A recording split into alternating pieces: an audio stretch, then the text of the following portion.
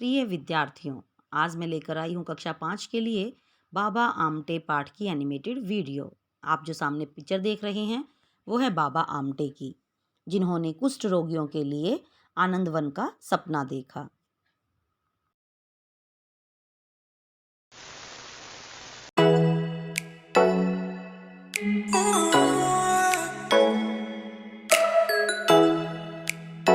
बाबा आमटे। जलाते चलो ये दिए स्नेह भर भर, तब कभी तो धरा का अंधेरा मिटेगा। ऐसे ही विचारधारा के साथ बाबा आमटे आए सामने, जिन्होंने कुष्ठ रोगियों के लिए आनंदवन की स्थापना की। बाबा आमटे का पूरा नाम था मुरलीधर देवीदास आमटे। मुरलीधर की माँ इन्हें बाबा बाबा कहकर पुकारती थी और इसी से वे हो गए जन जन के बाबा, असहायों के बाबा, समाज द्वारा ठुकराए गए कुष्ठ रोगियों के बाबा। जहाँ विकलांगों को समाज में कोई भी अपने घर में नहीं रखता है, उन्हें सिर छुपाने को कोई स्थान नहीं मिलता है। कुछ विकलांग तो ऐसे होते हैं जिनको कि उनके घर वाले ही उन्हें घर से बाहर निकाल देते हैं। दूसरों का दुख कम करने वाले अगर हैं तो सही, पर बहुत कम लोग ही हैं। ऐसे में हैं बाबा आमटे, जिन्होंने दूसरों के दुख को समझा और उनके लिए आनंदवन की स्थापना की। मुरलीधर का जन्म महाराष्ट्र के एक संपन्न जमींदार के घर 26 दिसंबर 1914 को हुआ। इनके पिता देवीदास हरबाजी आमटे एक सरकारी अधिकारी भी थे। मुरलीधर की माँ सरल स्वभाव की महिला थी। उनमें सच्चाई, सेवा भाव, उदारता आदि गुण कूट कूट कर भरे थे। मुरलीधर की माँ पढ़ी लिखी तो नहीं थी, परंतु बहुत बुद्धिमती थी। उन्हें प्रकृति से बहुत प्यार था। मुरलीधर ने अपनी माता से ही चित्रकारी सीखी, प्रकृति और जीव जंतुओं से प्यार करना सीखा। मुरलीधर बचपन में जल्दी कुछ नहीं सीख पाते थे, तो माँ ने एक उपाय सोचा। माँ ने उनके लिए एक रबड़ का खिलौना ला कर दिया, जो धक्का देने पर नीचे गिर जाता पर फिर उठ खड़ा होता। माँ मुरली को सिखाती कि हार ना मानना ही जिंदगी का दूसरा नाम है। बार बार कोशिश करने से आदमी सफलता प्राप्त करता है, ठीक इस खिलौने की तरह। वे कहती, जो सुख देने में है, लेने में नहीं। माँ की सीख ने बाबा के जीवन में सदा उनका साथ दिया। बचपन से ही बाबा का ध्यान अपने पिता की जमींदारी में काम करते निर्धन किसानों और मजदूरों की ओर जाता। वे उनके बच्चों के भोजन और कपड़ों को देखकर दुखी हो जाते। कई बार तो ऐसा होता कि वे अपनी माँ का दिया हुआ भोजन इन गरीब किसानों और मजदूरों के बच्चों में बांट देते। मुरलीधर अवसर पाते ही इन भील, गोंडों और किसानों के बच्चों के साथ घूमते। उनके मन में छोटे बड़े का कोई विचार न था। वह पेड़ पौधों, जंगलों, नदियों, तालाबों और पशु पक्षियों से बहुत प्यार करते। प्रकृति प्रेम तो माँ की ही देन थी। मुरलीधर ने बेशक वकालत पास कर ली थी, वकालत शुरू भी कर ली थी, परंतु उनका मन इस काम में नहीं लगता था। यानी वो एक लॉयर बन गए थे, वो वकील बन गए, लेकिन उनका मन नहीं लगता था। वे लोक सेवा में ही काम करना चाहते थे। इसके लिए वो गांधी जी से जुड़ गए। हर भारतवासी गांधी जी के साथ जुड़कर उनकी बातों के अनुयायी बन गए थे।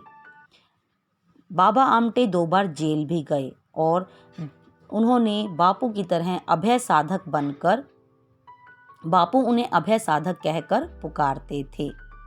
धीरे धीरे मुरलीधर का झुकाव भयानक कुष्ठ रोग से पीड़ित व्यक्तियों की ओर गया। वे केवल रोग को दूर करना ही नहीं, अपितु रोगियों में आत्मसम्मान भी जगाना चाहते थे, यानी सेल्फ रिस्पेक्ट भी जगाना चाहते थे। वास्तव में कुष्ठ रोगियों का समाज में कोई स्थान नहीं था।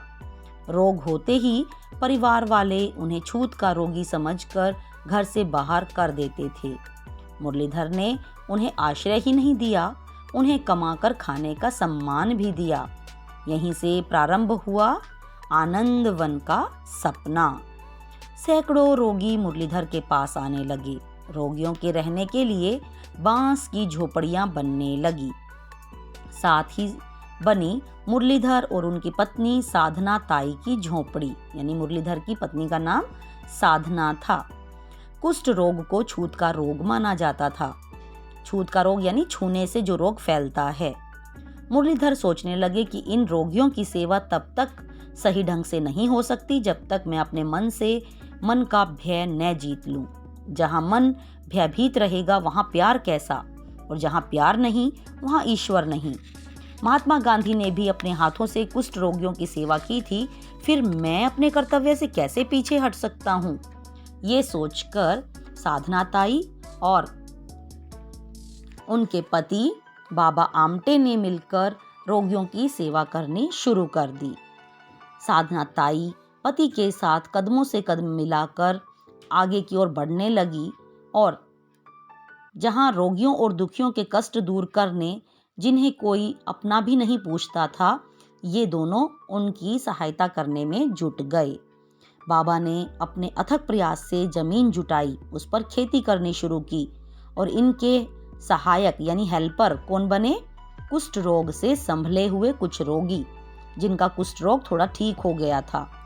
हल चलाने वाले और किसान भी कुष्ठ रोग से ठीक हुए रोगी ही बने।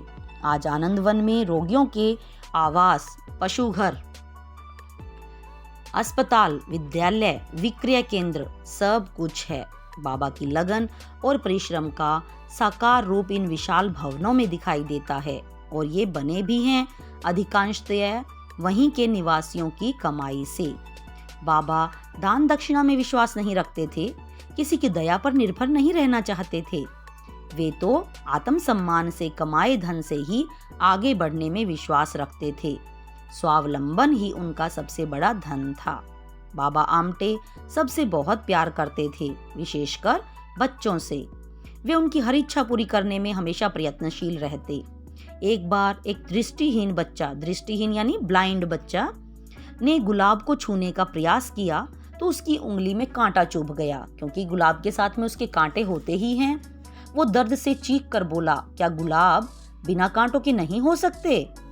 यह चीख बाबा के हृदय को छू गई। बाबा कांटे रहित गुलाब के पौधे ढूंढ कर लाए, जो आज आनंदवन की शान है। बाबा को भारत सरकार की ओर से पद्मश्री की उपाधि से विभूषित किया गया। उनको बहुत सारे सम्मान पत्र भी दिए गए। 1978 में उन्हें जमनालाल बजाज पुरस्कार तथा 1985 का मैग्सेसे पुरस्कार भी प्रदान किया गया।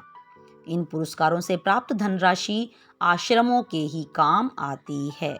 बाबा आमटे के परिवार में उनकी पत्नी तो थी ही, उसके साथ में उनके 2 पुत्र विकास और प्रकाश, जो कि डॉक्टर थे, वो भी इस काम में जुट गए।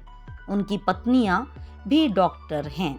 डॉक्टर विकास, जो कि उनके बड़े बेटे थे, आनंदवन के स्वास्थ्य केंद्र के अध्यक्ष हैं, यानी हेड ऑफ द डिपार्टमेंट हैं।